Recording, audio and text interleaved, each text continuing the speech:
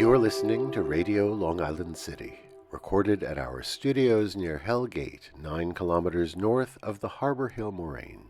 And now, the Observatory. The Observatory, Thursday the 30th of April, 2026. It is 41 days after the spring equinox. It is 52 days before the summer solstice. In today's episode, horseshoe crabs, ice cream cones, the 1939 New York World's Fair, kids as consumers, the fall of Saigon, Annie Dillard, and the UN Secretary General. The sun rises today at 5:55 a.m. Solar noon takes place today at 12:53 p.m. The sun sets today at 7:51 p.m., civil twilight ends at 8:21 p.m., and nautical twilight ends at 8:57 p.m. The length of daytime today is 2 minutes, 21 seconds, longer than yesterday. The moon is in its waxing gibbous phase and is 99% full at midday. The moon sets today at 5:02 a.m., and then it rises again at 7:12 p.m. These are the predicted tides today for Horn's Hook. In the wee hours, low tide, 4:32 a.m., 15 centimeters. In the morning, high tide, 11:03 a.m., 1 meter 46. In the afternoon, low tide, 4:05 p.m., 24 centimeters. At night, high tide, 10:35 p.m., 1 meter 71.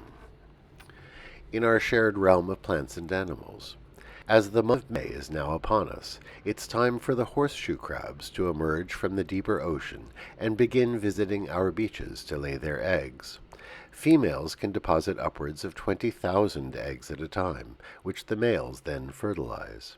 Horseshoe crabs have existed for something like 400 million years, but their numbers on our coasts have been declining alarmingly. They are harvested for fishing bait and for their copper-based blood, which is used in pharmacology. In New York State, a ban is being phased in, and the harvesting of horseshoe crabs will end in 2029. Every now and then a horseshoe crab will appear on the beach at Hallett's Cove. Let's hope this year they come to visit. Commemorations. History of the ice cream cone. On this day in 1904, an ice cream cone was first introduced at the St. Louis World's Fair. Now, it wasn't the very first cone to be invented. Italo Marchionni had received a patent 6 months earlier. But in St. Louis, the cone was independently devised by a concessionaire at the fair. Ernest A. Hamwi had a stall selling zalabis, a waffle-like confection from Syria. When the ice cream vendor next door ran out of paper serving cups, Hamwi jumped into action, rolling his zalabis into cones. Dubbed St. Louis cornucopias, they were a great hit, and the fair ensured they would reach a national audience. On this day in 1939, President Franklin Delano Roosevelt opened the New York World's Fair. Robert Moses took a lead in designing the fair, which transformed Flushing Meadows from a vast empty dump into a lovely campus that would become a public park after the fair closed. The New York City Pavilion is one of the few remaining structures left from the 1939 World's Fair. It is now occupied by the Queen's Museum. On this day in 1952, a commercial for Mr. Potato Head made it the first toy advertised on television directly to children. At the time, a real potato was used, unlike the plastic support we use today. A sobering anniversary. On this day in 1975, the city of Saigon fell to the North Vietnamese and the Viet Cong.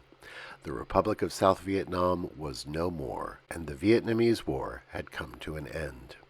Today we wish a happy birthday to Annie Dillard, born on this day in 1945. Her books and poems offer a thoughtful reflection on the natural world and our place in it. She is best known for her 1974 book, Pilgrim at Tinker Creek. Divided into 4 sections based on the seasons of the year, it takes us through her wanderings in the countryside in the Blue Ridge Mountains. Dillard describes it as a book of theology rather than a natural history, as she explores solitude, writing, and religion, as well as observing the natural world surrounding her. Happy birthday, Annie Dillard.